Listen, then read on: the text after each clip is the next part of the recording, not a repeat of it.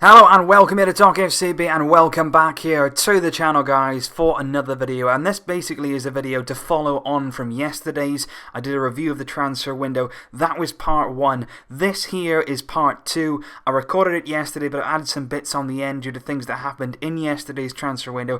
As expected, we didn't end up signing anyone further, but I just want to talk about, like I said yesterday, Coutinho, Dembele, and what followed on from what I was discussing yesterday. So enjoy the video, let me know your thoughts down below, and I will see you at the end.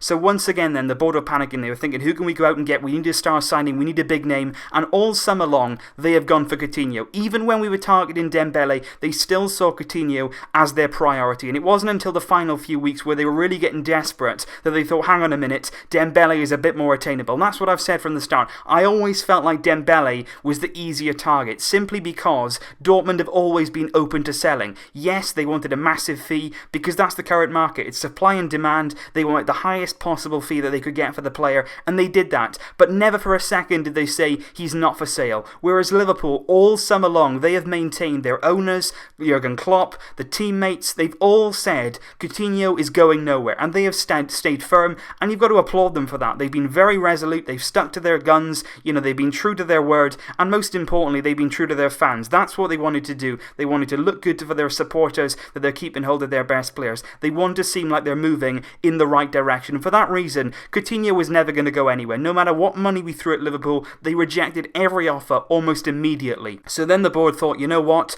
let's just pay the money for Dembele. What we should have done, we could have got Dembele in 2 weeks earlier. We really could have. He then could have integrated into our plans in the Super Cup. He could have played a bit of part in, you know, a little bit at the end of our pre-season, and then we could have got him ready for the start of the La Liga season. Now he's going to have to play catch-up. Hopefully he can make his debut against Espanyol in our next league game. He hasn't been called up in international because he's in training sessions. He's trying to adapt to Barcelona as quickly as he can. But if we'd have gone for him first of all, if he would have been our priority, we could have got him in, he could have settled into the squad, and he could have been really ready to go for the new La Liga season. So even though we've signed Dembele, I'm very, very happy that we have. I think he's going to be an excellent player. I think it's a great signing. I think the fee overall isn't too bad. I think 105 million up front is a lot of money, but in the current market, you could see him paying that back as long as he performs how we expect him to over the course of his career. He's still only 20 years old after all. If he does hit those bonuses of 45 million euros, he would have been a success anyway. If he does go on to make that amount of appearances, if he does go on to lift trophies for the club, he would have been a success anyway, so that's not a concern for me. He signed a 5-year deal. His release clause is 400 million euros. That's a little bit of a worry for me. Right now there's no problem, but in a few years time, who knows what the transfer fees are going to be, and I just think there was no reason really why we couldn't have made that higher. I don't understand why the board set these release clauses almost to tease the other clubs, because we've seen it with Neymar. People can pay it, and in the future, who knows what could happen. So I just felt like that release clause could have been a bit higher, but ultimately we did get Dembele. He's going to be a big part of our squad. He was our big signing. We were unable to sign Coutinho simply because of Liverpool's stance, which had been clear all summer long, and because we put all our eggs in our basket with Coutinho. We were linked with Dybala, we were linked with Di Maria, even Lamar at the end of the window. We didn't get any of those. We didn't really pursue any of those in too much detail, simply because the board were fixated on Felipe Coutinho, who Liverpool were absolutely adamant was going nowhere this summer. There was a few outgoings towards the end of the window, of course. We tried to shift Andre Gomez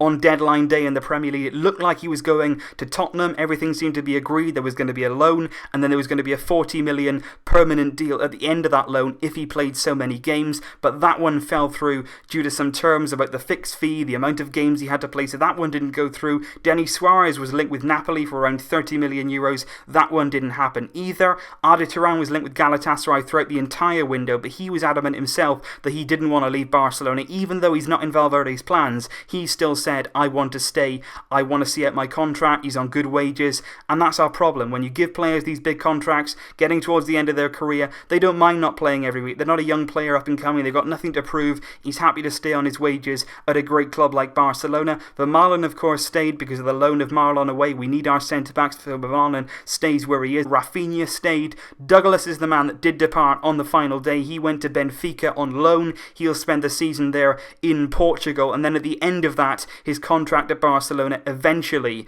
expires. So he next summer will probably leave for free. That's a 4 million investment wasted, plus all the wages that we're going to have to pay him. And in the current season, when he's going to be on loan at Benfica, Barcelona will still reportedly pay around 50% of his wages every single week. And on deadline day, of course, Spain, a day later in the Premier League, their deadline day was midnight last night. The window slammed shut, and Barcelona, the board, didn't act. They didn't bring anyone in. They really wanted to. They wanted a big name. They wanted a big signing. And towards the end of the window, they were really panicking. They particularly wanted Angel Di Maria from PSG. Yesterday, in the deadline day, in the final few hours, lots of sources, Rack One, Sport, Mundo Deportivo, they all felt that Di Maria could be on his way. And the board are trying really hard. They were prepared to pay 60 million euros to sign 29-year-old Angel Di Maria from PSG. Now, if that would have happened, there would have been so many different things from that, from his shushing at the Camp Nou, ex-Real Madrid player, of course.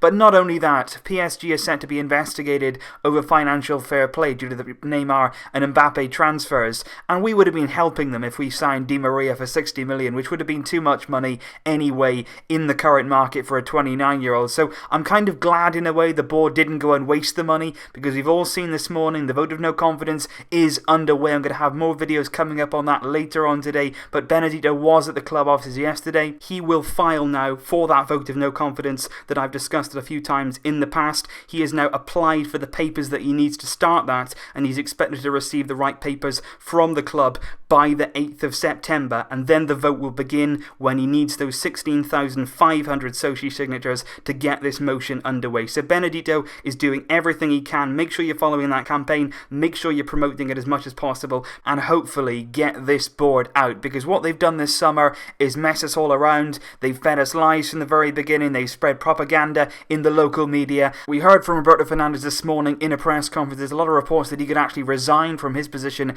at the club, along with other board members that could possibly be shown the door. It's believed that Bartomeu actually wants to sort of shoulder the blame with Roberto Fernandes, with Pep Segura. He wants to give somebody else the blame apart from himself this summer, and there could be resignations in the coming days. But Roberto Fernandes this morning said that Paulinho signed for 40 million plus variables. This is the first time that the board are actually commenting on variables in the Paulinho deal. We expected it to be 40 million euros, his release clause, but this morning that's been thrown into doubt. Yet more shady dealings. There could be even more added on to that Paulinho deal. So overall, a disappointing window, bad decisions made. I just hope now this well and truly opens the eyes of the Sochis. They see sense, they vote the board out, we get somebody new in with new ideas, with clearer visions, and we start doing things right at this club, because this summer has been a lot of failure. We didn't ask for miracles, we didn't want the very best players all around the world. All we wanted this summer was the right profiles, the right type of players, and the players that we desperately needed to play the football we want to play. That's all we asked for. Did the board provide it? Absolutely not. So like I say, this transfer window has been disappointing. I think it's really highlighted the bad decisions that the board have been making. We did make some good signings. I think Deulofeu will strengthen our squad. I think Semedo was a brilliant investment. I think we got him for a good fee as well. And I think Dembele, over the next 10 years, he could pay that fee back time after time after time, as long as he performs to how we expect. So I think we made some good signings. I think we should have sold more players. We should have got rid of more deadwood in our squad. I think we could have done with a controlling midfielder. I think if we'd have signed Siri, it would have been a good signing. Then, of course, you've got the arrival of Paulinho. We're going to have to wait and see how he performs. But like I said before, I don't see that as a good signing. Leave your thoughts down below, guys. As always, very interested to hear your thoughts. Thank you for all of your views yesterday in part 1. It was interesting to hear your thoughts on the transfer window. And I have to say, a lot of you guys absolutely agree with what you're saying. But this video just highlights what we've done in the window. There's been a lot of bad, there's been a little bit of good, and there's been a lot of poor planning and poor decisions on our part. In the end, it was Dembele. That was the big signing. There was no Coutinho, and there wasn't as many exits as we were expecting this summer as we tried to trim our squad from that deadwood. I think we're all disappointed, we're all frustrated, and thank you as always for your consistent support right throughout the summer. The transfer window is now over, but the videos do not end here. I'll be here every single match. Throughout the international break, I'll be doing a few different types of videos as well for you guys, so I'll still have uploads coming up in the coming days, even though league football doesn't come back for a few days until next weekend, but we're going to have lots coming up in that time. Barcelona's league game, when we do get back to action, is the derby at home against Espanyol, and just a few days after that, Juventus at the Camp Nou in the Champions League group stage. So there is lots to look forward to, lots more coming up on the channel. I will see you very, very soon indeed. But until then, as always, Visca el Barça!